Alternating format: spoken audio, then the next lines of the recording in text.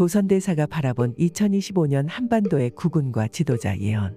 한반도의 역사는 수많은 위기와 전환점을 겪으며 이어져 왔습니다. 특히 을사년은 한반도 국운의 대변역을 상징하는 해로 자주 등장합니다. 1905년 을사년, 한일 병합으로 이어지는 을사늑약이 체결되었고 1965년 을사년에는 한일 기본조약이 체결되며 한국 현대사의 또 다른 변곡점을 맞았습니다. 그리고 지금 2025년이라는 새로운 을사년을 앞두고 있습니다. 이번에도 과연 한반도 국운은 요동치게 될까요? 시대를 초월한 예언으로 전해지는 신라 말기의 승려 도선대사는 한반도의 국운과 미래 지도자에 대해 어떤 메시지를 남겼을까요? 이 질문에 대한 답을 찾아가는 여정에 함께 하시죠. 구독과 좋아요 눌러주시면 큰 힘이 됩니다.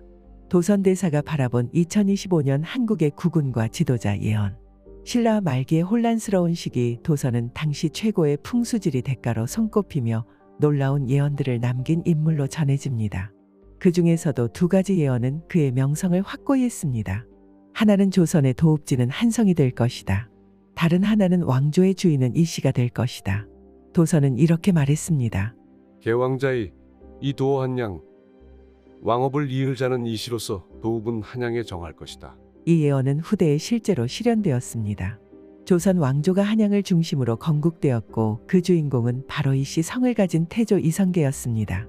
하지만 한양의 도읍 선정 과정에는 풍수 대가들 간의 치열한 논쟁이 있었다고 전해집니다. 특히 도선대사가 남긴 풍수지리 원리는 이 논쟁의 중요한 배경이 되었습니다. 도선대사는 풍수지리가 단순히 땅의 배치를 넘어 국운을 결정하는 데 핵심적인 역할을 한다고 강조했습니다.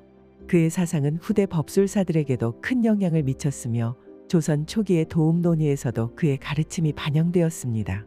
조선의 도읍지로 한양이 선정될 당시 두 명의 법술사가 대립했습니다. 한 사람은 승려 무학, 또 다른 사람은 정도전이었습니다. 두 사람 모두 한양이 도읍지로 적합하다는 점에는 동의했지만 궁궐터의 방향과 배치에 대해서는 의견이 엇갈렸습니다. 무학은 이렇게 주장했습니다. 인왕산을 진산으로 삼고 북악산과 남산을 좌우의 영으로 삼아야 한다. 이는 풍수지리의 이상적인 배치이다. 이에 대해 정도전은 반대하며 말했습니다. 그럴 경우 궁궐은 동쪽을 향하게 된다. 전통적으로 군주는 남면하여 정사를 보는 것이 원칙이므로 북악산을 진산으로 삼고 임자병향에 배치를 해야 한다. 결국 정도전의 주장이 받아들여졌고 경복궁은 북악산을 배경으로 남쪽을 바라보는 형태로 설계되었습니다. 이때 무학은 깊은 탄식을 하며 다음과 같이 예언했습니다. 내 말이 틀리지 않았음을 200년 후에 알게 될 것이다. 이 예언은 신라의 명승 의상대사의 산수비기에 기초한 것이었습니다. 도선대사는 의상대사의 가르침을 이어받아 한반도 풍수의 핵심 원리를 더욱 체계화했으며 국운과 도읍의 상관성을 깊이 탐구한 인물로 알려져 있습니다. 의상대사는 산수비기에서 이미 이 모든 것을 미리 내다보고 다음과 같이 말했습니다. 도읍을 택할 자가 승려의 말을 믿고 따르면 국운이 길게 이어질 것이다. 하지만 정씨가 시비를 품고 반대한다면 5세대를 넘기지 못해 찬탈의 화를 겪고 200년 안에 국운이 쇠퇴할 것이다. 도선대사는 이러한 가르침을 바탕으로 후대 지도자들에게 조언을 남기며 도읍의 위치와 방향을 포함한 풍수지리가 국운의 기틀을 마련하는 핵심이라는 점을 강조했습니다. 실제로 조선 왕조의 역사에서 의상대사와 도선대사의 통찰은 예언 이상의 실현력을 보여주었습니다. 이방원의 왕자의 난과 세조의 찬탈, 그리고 임진왜란과 병자호란으로 이어지는 혼란은 모두 200년의 시기를 중심으로 전개되었습니다. 도선의 풍수적 통찰은 이러한 혼란 속에서도 한반도의 국운을 이해하는 열쇠를 제공했습니다. 당시 조선의 도읍 한성은 이상적인 도읍지로 평가되었지만 풍수적으로 몇 가지 결함을 안고 있었습니다. 이를 보완하기 위해 다양한 염승이 활용되었습니다. 예를 들어 경복궁 앞에 설치된 해태는 관악산에서 들어오는 화기를 막기 위해 배치된 것입니다. 또한 동대문의 이름은 원래 흥인문이었으나 임진왜란 이후 흥인지문으로 개명되었습니다. 이는 지라는 자를 더해 동쪽 방위를 보강하기 위함이었습니다. 숭례문은 불의 기운을 제압하기 위해 특별히 세로로 현액을 걸었으며 이는 불길한 화재를 방지하려는 풍수적 치료법이었습니다. 그와 관련하여 조선의 강력한 풍수를 무너뜨리기 위해 일본의 음양사들이 다양한 시도를 했다고도 전해집니다. 하지만 그들의 시도는 결국 실패로 돌아갔으며 도리어 조선의 풍수적 기운의 저주를 받아 목숨을 잃었다는 이야기들이 있습니다. 혼란의 시대와 도선의 깨달음. 도선이 태어난 827년은 신라 말기의 극심한 혼란기였습니다. 왕실의 권위는 땅에 떨어지고 각지의 호족들은 중앙정부의 세력권에서 벗어나 독립적인 세력을 구축하고 있었습니다. 나라 전체가 혼돈 속에 빠져드는 상황에서 도선은 전라남도 영암에서 태어나 어린 시절부터 비범한 자질을 보이며 주목받았습니다. 도선의 어머니는 혼란한 시국 속에서 그를 승문으로 이끌었습니다. 어린 도선은 불교 경전을 배우며 수행의 길에 들어섰고 화엄경과 같은 방대한 경전을 탐구하며 깨달음을 추구했습니다. 하지만 도선은 곧 경전 공부만으로는 참다운 깨달음에 이르기 어렵다는 회의에 빠졌습니다. 그는 이렇게 말했습니다. 부처님의 교리는 방향을 제시할 뿐 깨달음은 오로지 자신의 문제이다. 문자는 문자일 뿐 마음의 참된 작용을 대변할 수 없다. 도선은 더욱 깊은 깨달음을 찾기 위해 공안을 익히고 경전과 교리에 몰두했지만 그것만으로는 마음의 평온과 깨달음을 얻을 수 없었습니다. 그는 문자를 통한 학문적 접근이 오히려 자신을 법에 얽매이게 하며 본질을 흐리고 있다고 느꼈습니다. 도선의 심경은 절박했습니다. 그는 몸과 마음이 깨우침으로 충만해야 한다고 믿었지만 자신은 비단처럼 부드럽고 아름다운 내면의 상태를 만들지 못하고 있다고 여겼습니다. 공부와 수행에 대한 회의는 점점 커졌고 그는 새로운 전환점을 맞이해야 했습니다. 바로 그때 도선은 보리달 스님을 만나 전율을 느꼈습니다. 보리달 스님은 도선에게 진리로 이르는 길을 명확히 설명하며 말했습니다. 진리에 이르는 방법은 많다 하겠으나 요약하자면 두 가지가 있다. 하나는 원리적 방법이고 다른 하나는 실천적 방법이다. 도선은 이 가르침에 흠뻑 빠져들었습니다. 보리달 스님은 실천적 방법을 4가지로 요약하며 설명했습니다. 실천적 방법이란 이른바 4가지의 실천이다.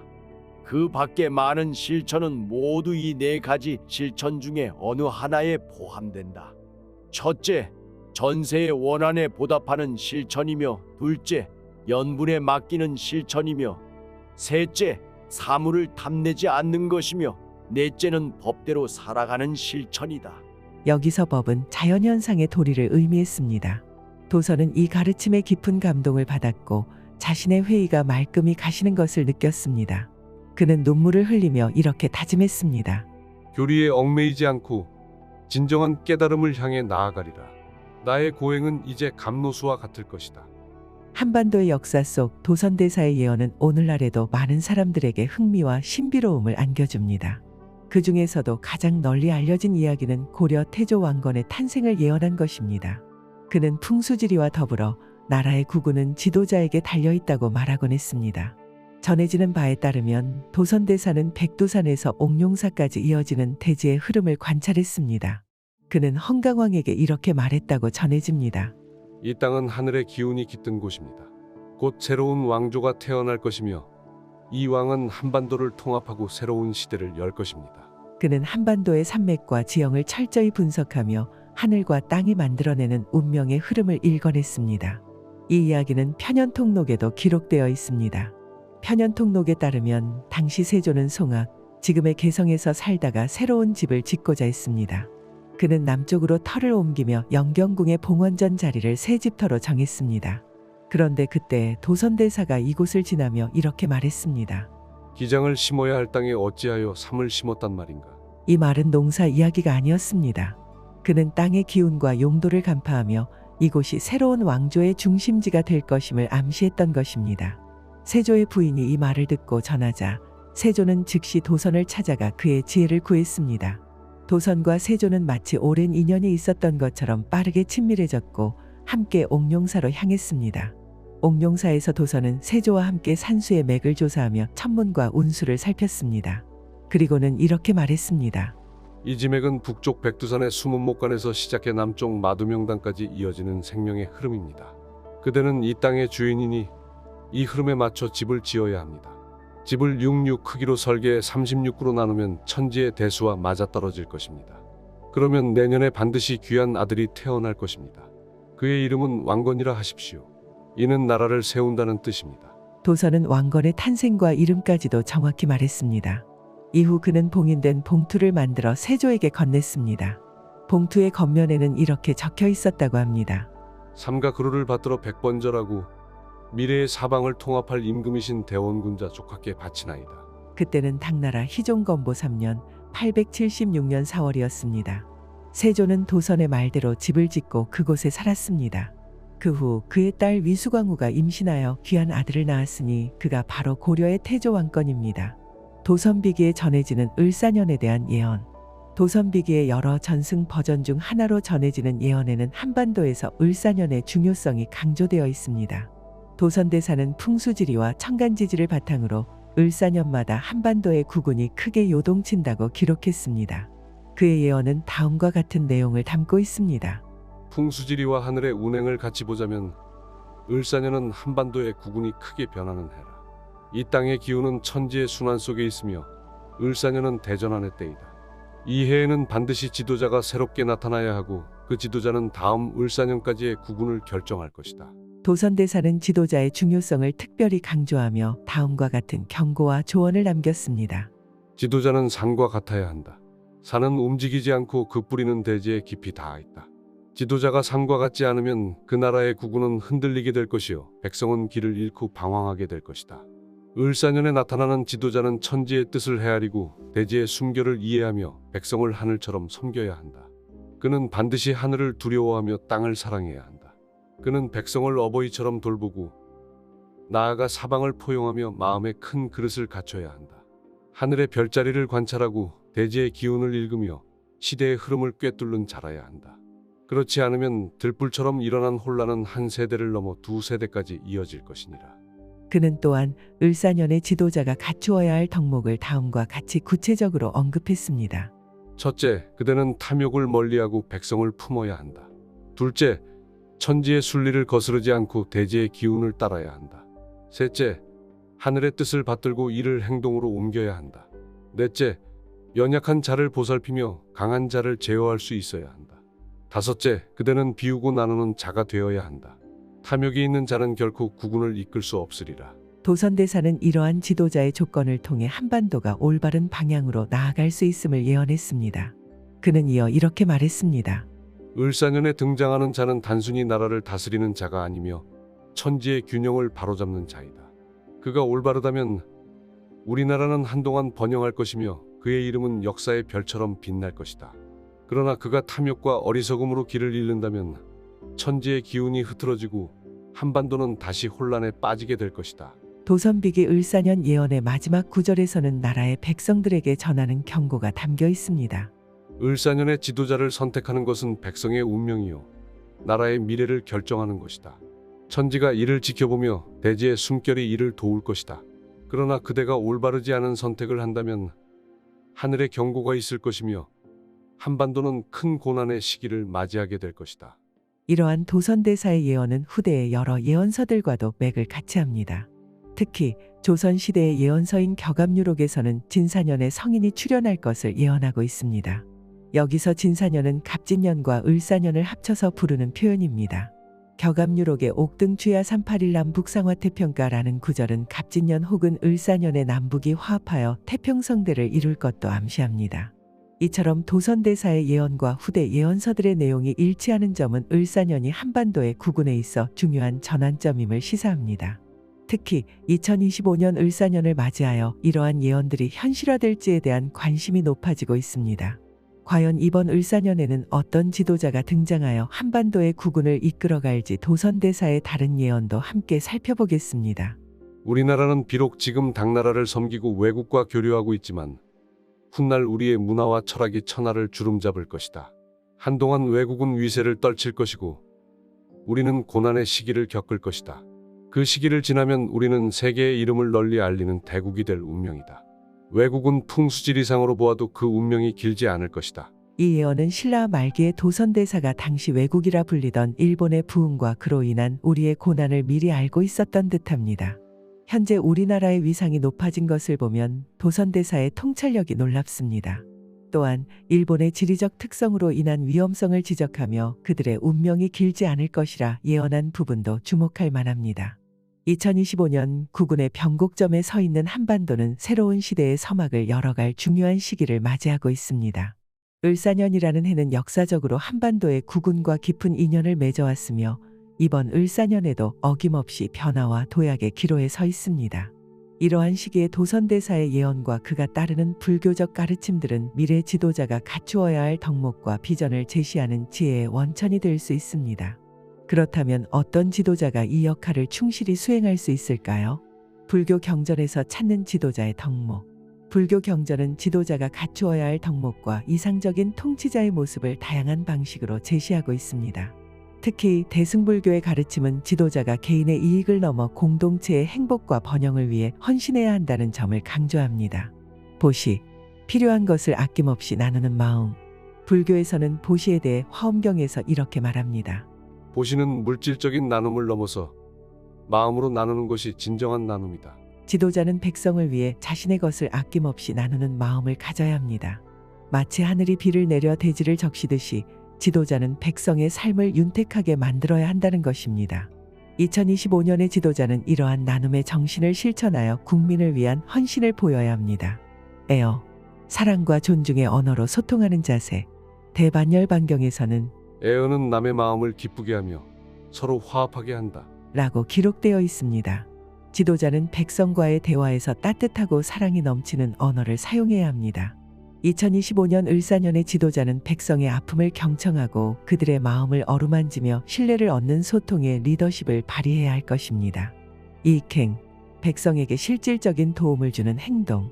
화엄경에는 진정한 지도자는 백성을 이롭게 하는 행위를 멈추지 않는다. 라는 가르침이 있습니다. 지도자는 말뿐만 아니라 실질적인 행동으로 백성을 도와야 합니다. 2025년의 지도자는 국민의 삶을 실질적으로 개선하는 정책과 결단력을 통해 신뢰를 얻어야 합니다. 동사, 백성과 함께하며 그들의 삶을 이해하는 태도. 유마경에서는 진정한 지도자는 백성의 고통과 기쁨을 함께 나누는 사람이다. 라고 강조합니다. 지도자는 백성 위에 군림하는 존재가 아니라 그들과 함께 걸어가는 존재여야 합니다. 2025년의 지도자는 국민과 함께 어려움을 극복하고 그들의 곁에서 삶을 이해하는 태도를 보여야 할 것입니다. 추가적인 불교적 덕목. 중론을 살펴보면 모든 것은 상호 의존하며 극단에 치우치지 않는 태도가 중요하다. 라고 하고 있습니다. 지도자는 균형과 중도를 유지하며 다양한 의견을 포용하고 갈등을 조정해야 합니다. 또한 금강경에서는 탐욕을 버리고 모든 것은 덧없음을 깨닫는 무소유의 자세를 강조합니다.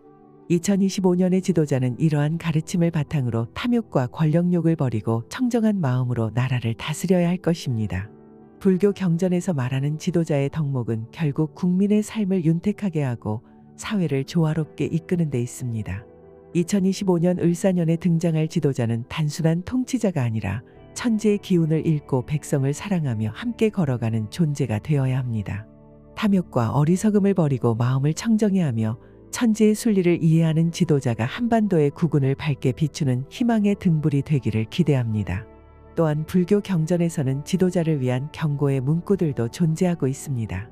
법구경에서는 지도자가 탐욕과 교만에 빠질 때 국가와 백성에게 큰 위기를 초래할 수 있다고 경고합니다. 경전에는 다음과 같은 말씀이 있습니다. 탐욕은 가시덤불과 같아 그 속에서 길을 잃는다. 교만은 높은 절벽 위의 바람과 같아 결국 무너져 내릴 것이다. 이 가르침은 지도자가 탐욕과 권력욕을 버리고 청정한 마음으로 백성을 이끌어야 함을 강조합니다.